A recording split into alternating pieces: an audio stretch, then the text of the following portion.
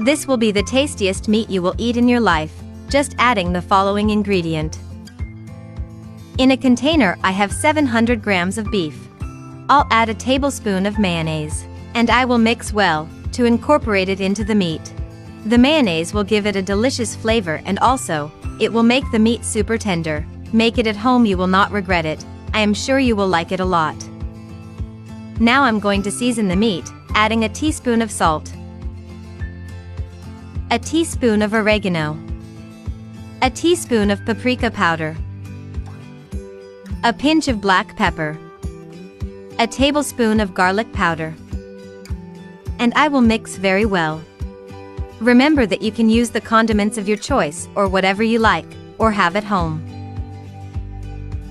Before I forget, tell me which city or country you are looking at us to send you a special greeting in the next recipe. The greeting in today's recipe is for Chris Young from Qatar, also for Yvonne Desiree from South Africa, and Judaif Baron from Philippines. Thank you for always seeing and enjoying our recipes.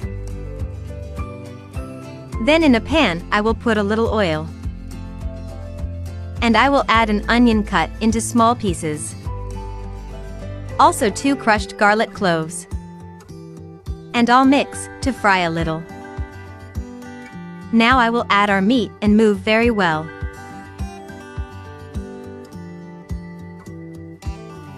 I will let it cook for 2 minutes so that the meat suck its own water.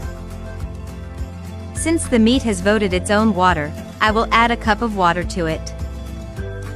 I will cover it and let it cook for 15 minutes over medium heat. After this time, I will add a tablespoon of tomato sauce and a tablespoon of mustard. And I'll move a little. This meat that we are making today is very tender and with a rich flavor. I know you will like the result. Or tell me if you have made a meat this way at home. I would like to know how you make it. At this point, I'll put slices of mozzarella cheese on top and a little oregano. I will cover and let cook over low heat until the cheese melts. And already our delicious meat with melted cheese is listed.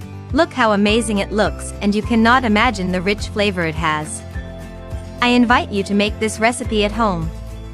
Thank you for watching this recipe until the end. I hope you liked the result. Tell me if it's the first time you see one of my recipes. And if so, don't forget to subscribe on YouTube as Cheunoe, and activate the bell so you can always receive our recipes.